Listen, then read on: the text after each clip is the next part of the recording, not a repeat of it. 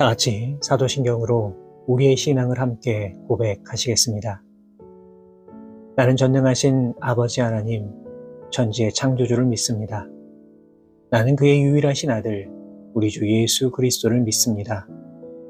그는 성령으로 잉태되어 동정녀 마리아에게서 나시고 본디오 빌라도에게 고난을 받아 십자가에 못 박혀 죽으시고 장사된 지 사흘 만에 죽은 자 가운데서 다시 살아나셨으며 하늘에 오르시어 전능하신 아버지 하나님 우편에 앉아 계시다가 거기로부터 살아있는 자와 죽은 자를 심판하러 오십니다. 나는 성령을 믿으며 거룩한 공교회와 성도의 교제와 죄를 용서받는 것과 몸의 부활과 영생을 믿습니다. 아멘. 다 같이 찬송가 220장 사랑하는 주님 앞에 함께 찬송하시겠습니다.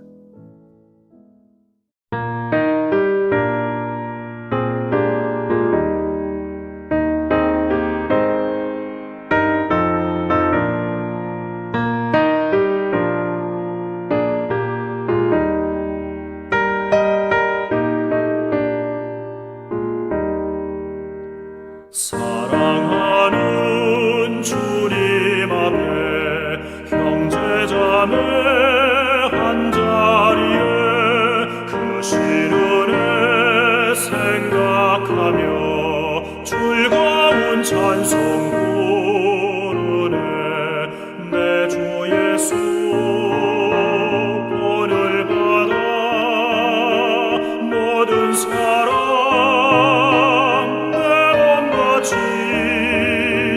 환난 근심 위로하고 진심으로 사랑하세. 사랑하는 주님 앞에 온갖 충성 다 바쳐서 괴로우나 즐거우나 주님만 입서서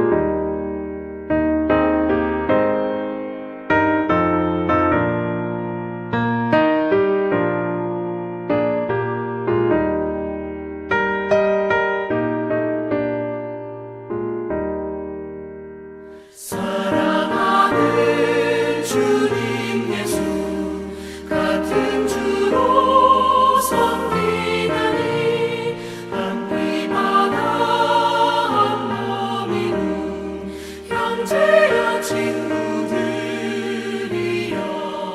한 몸같이 친밀하고 마음으로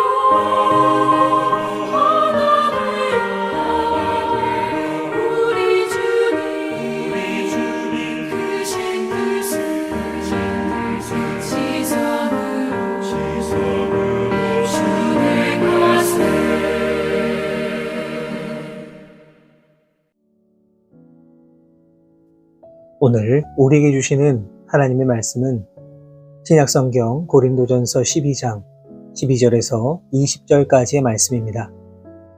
고린도전서 12장 12절에서 20절까지의 말씀을 제가 받들어 봉독하겠습니다.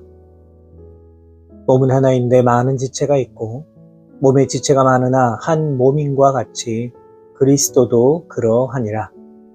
우리가 유대인이나 헬라인이나 종이나 자유인이나 다 한 성령으로 세례를 받아 한 몸이 되었고 또 다 한 성령을 마시게 하셨느니라.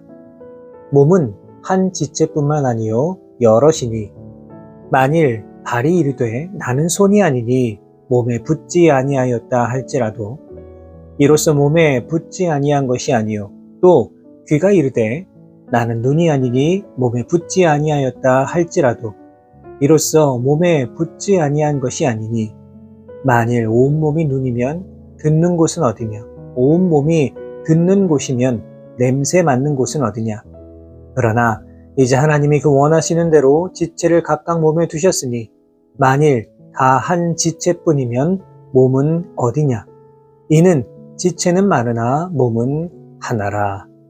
아멘. 우리가 살아가는 세상에는 참 신비롭고 신기한 일들이 많이 있지만 그 중에 가장 놀랍고 신비한 것은 아마도 우리들의 이 몸이 아닐까 생각이 됩니다. 과학자들이 밝혀낸 바에 따르면 우리 인간의 코는 무려 5만 가지의 다른 향기를 기억할 수 있고 또 인간의 눈은 무려 1000만 개의 다른 색깔을 구별해 낼 수 있으며 인간의 신체를 이루고 있는 이 혈관의 총 길이는 무려 16만 킬로미터에 달한다고 합니다. 이처럼 우리의 몸은 수많은 유기체들이 독립적으로 그 역할을 감당하고 있고 더 나아가서 이 유기체들은 자신이 속한 몸을 온전히 유지시키고자 하는 통일성을 가지고 있다라고 말할 수 있습니다. 사도 바울은 오늘 본문 12절 말씀을 통해 이렇게 말합니다. 몸은 하나인데 많은 지체가 있고 몸의 지체가 많으나 한 몸인과 같이 그리스도도 그러하니라. 바울은 교회의 진정한 모습을 인간의 몸에 비유하여서 말하고 있습니다. 인간의 몸은 수많은 기관의 복합체입니다. 그러나 이 모든 기능은 결코 몸에서 분리될 수가 없습니다. 몸을 떠난 지체는 그 역할을 감당할 수 없고 결국에는 썩어 없어질 수밖에는 없습니다. 그러므로 우리 몸에서 중요한 역할을 하는 그 모든 지체는 반드시 몸에 붙어 있어야만 합니다. 그렇게 될 때에 몸은 완전해지며 그 역할을 감당할 수 있게 됩니다. 그런데 바로 이러한 관계가 교회와 성도의 관계라고 말할 수 있습니다. 너무 당연한 말이겠지만 주님의 몸된 교회에는 다양한 기능과 역할이 반드시 필요합니다. 교회 내에서 팔, 다리, 눈, 귀, 코의 역할을 하는 그런 성도들이 필요합니다. 어느 한 지체라도 없으면 주님의 몸된 교회는 결코 그 역할을 감당할 수가 없습니다. 중요한 것은 그 지체가 자신의 역할만을 중요하다라고 생각을 하여서 각자 독립적으로 행동하고자 한다면 그 기능은 아무런 쓸모가 없게 됩니다. 교회의 머리가 되시는 예수님을 위하여 자신의 달란트를 모두 사용하고 나아가 한 몸에 있는 다른 지체를 돕고 섬기면서 그 역할을 다 해야만 교회는 반드시 온전해질 수가 있습니다.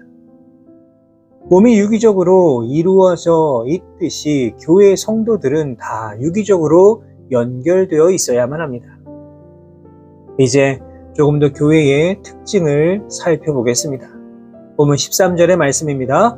우리가 유대인이나 헬라인이나 종이나 자유인이나 다 한 성령으로 세례를 받아 한 몸이 되었고 또 다 한 성령을 마시게 하셨느니라. 사도 바울이 말한 교회의 중요한 특징 중 하나는 바로 구분이 없다는 겁니다. 성령은 모든 인간적인 구분과 벽을 다 허물어 주셨습니다. 교회 내에서는 인종도, 민족도, 신분도, 문화도 그 어떤 것을 가지고 성도와 성도를 구분하지 않습니다. 성령 안에서 모든 성도는 동등한 기능과 역할을 가지며 다 한 몸이 된 것입니다. 1세기 아가야 지역의 수도였던 고린도는 각기 다른 수많은 문화와 서로 다른 인종의 사람들이 모여있던 장소였습니다. 헬라어를 사용하는 사람들, 히브리어를 사용하는 사람들, 출신과 고향도 다 다른 사람들이 모여있는 곳이었습니다. 이러한 차이로 인하여 때로는 우월감을 가진 사람들도 있었고 또 자신을 열등하게 생각하는 사람들도 있었습니다. 다양한 문화가 공존하고 있었고 문화적 차이로 인한 오해와 불신이 생기기도 했습니다.